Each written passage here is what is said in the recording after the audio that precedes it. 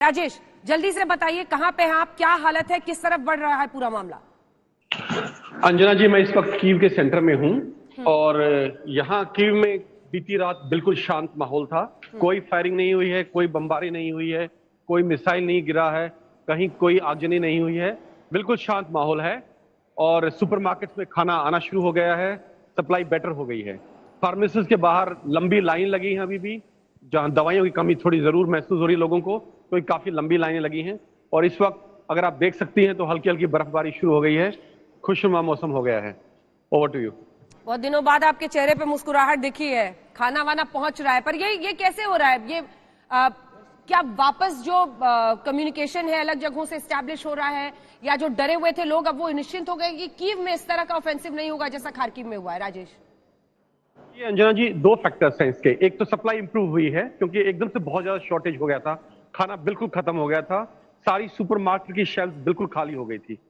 तो ये कारण है, शायद यूक्रेन गवर्नमेंट ने इसको काफी सीरियसली लिया और काफी प्रयत्न करके यहाँ जो सप्लाई इंप्रूव की है।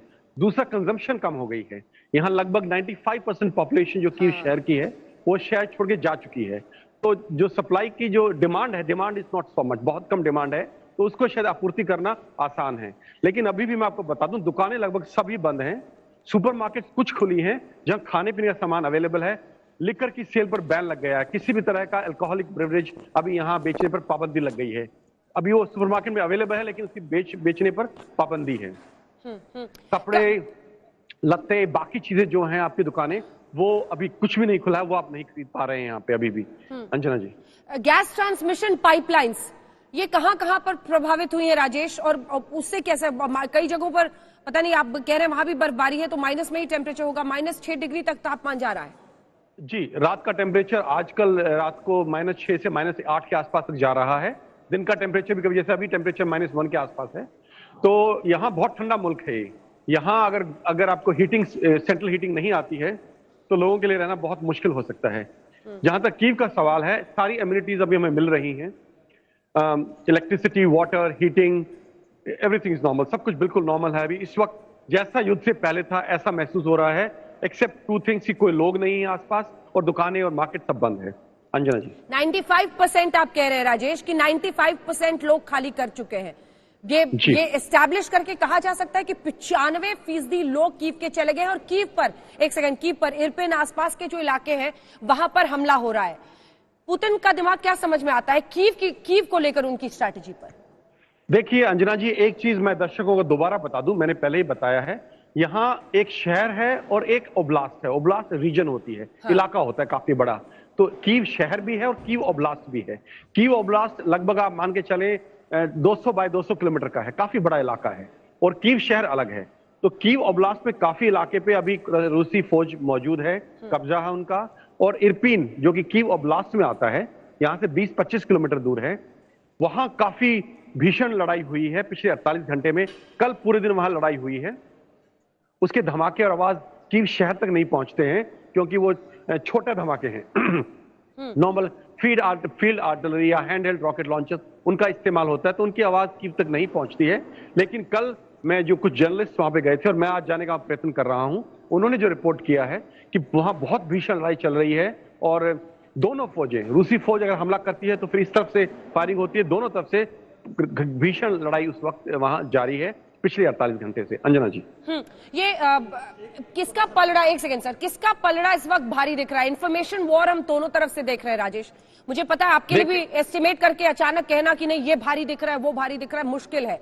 लेकिन क्या व्लादिमीर पुतिन और उनकी सेना की रणनीति सही बैठ रही है, या मामला डगमगाया हुआ है 11वें दिन?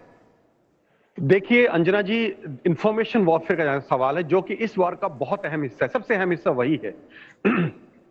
उसको किसी भी तरह से रूस जीत ही नहीं सकता था, क्योंकि रूस के हाथ में कुछ नहीं है। जो इंटरनेशनल मीडिया है, international media, social media platforms हैं, इंटरनेट है, उस पर पूरी तरह से अमेरिका और पश्चिमी यूरोपीय देशों का कब्जा है। चाहे वो फेसबुक हो, इंस्टाग्राम हो, ट्विटर हो, यूट्यूब हो, एप्पल हो, कुछ भी ले लीजिए किसी मीडिया में। और पूरे एयर स्पेस में जो उनका जो है रशियन मीडिया आउटलेट्स हैं, उनकी रीच जीरो हो गई है। हर जगह रशिया टुडे जो RT उनका मेन इंटरनेशनल चैनल है, हर जगह बैन हो गया। उनके वो सब मीडिया आउटलेट्स को बिल्कुल बैन कर दिया गया है। हाँ। और हर प्लेटफॉर्म से उनको हटा दिया गया है। तो रूसी बात इस वक्त जो रूस कहना चाहता है या प्रेसिडेंट पुतिन लोगों तक पहुंचाना चाहते हैं, वो अभी उनके लिए संभव नहीं है। अंजना, एक और सवाल है मिलिशिया वाला, आप लोग भी सवाल पूछिएगा, दोनों पूछना चाह रहे हैं। मिलिशिया ने आपको रोका था वहां पर, आखिर आपने उनसे क्या बातचीत की जिस पर आप उनको कन्विंस कर पाए? युद्ध की ललकार जैसे पश्चिमी देशों के प्रतिबंध, पश्चिमी देशों की खेमेबंदी पर पुतिन की फिर से चेतावनी है।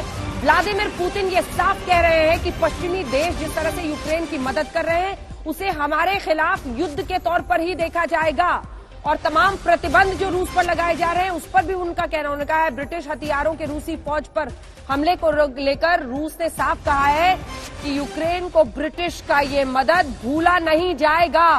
बहुत बड़ी चेतावनी वो दे रहे हैं। इस पर भी आपका कमेंट राजेश।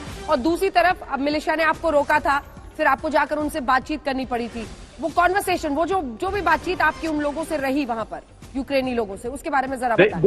देखिए अंजना, मैं उस वक्त जो कीव जू है, मैं वहां एक रिपोर्ट बनाने गया था, क्योंकि मैं जानता हूं कि जो प्राणी हैं इस वक्त, जो जू के अंदर जानवर हैं, जब इंसानों का इतना बुरा हाल है तो उनका क्या हाल है। तो मैं उसका एक जायजा लेने गया था कि उनके लिए खाना पहुंच रहा है नहीं पहुंच रहा, वो किस हालात में है। तो वहां मैं एक रिपोर्ट बनाने गया था कीव जू के अंदर। जब मैं वहां से बाहर लौट रहा था, मेरे साथ मेरे एक यूक्रेनी साथी थे, यूक्रेनियन, तो अचानक से एक आदमी दौड़ता हुआ आया, उसके पास AK-47 थी, उसने राइफल कॉक किया, और जैसे मैंने कॉक की आवाज सुनी, राइफल कॉक होने की, मैंने साइड में देखा तो भाग के मेरी तरफ आ रहा था, और वो एकदम मुझे चिल्लाना शुरू कर दिया। उस वक्त मैं लाइव था और उसको मैंने कोशिश की दिखा सकूं थोड़ा बहुत, लेकिन वो बहुत एग्रेसिव था, बहुत रूड था। तो मुझे लगा कि शायद कहीं वो अपनी उत्तेजना में फायर ना कर दे, तो मैंने कैमरा नीचे किया, लेकिन हाथ में मैंने कैमरे पकड़ा रखा, अपना फोन पकड़े रखा, तो मेरा ऑडियो स्टूडियो तक पहुंच रहा था।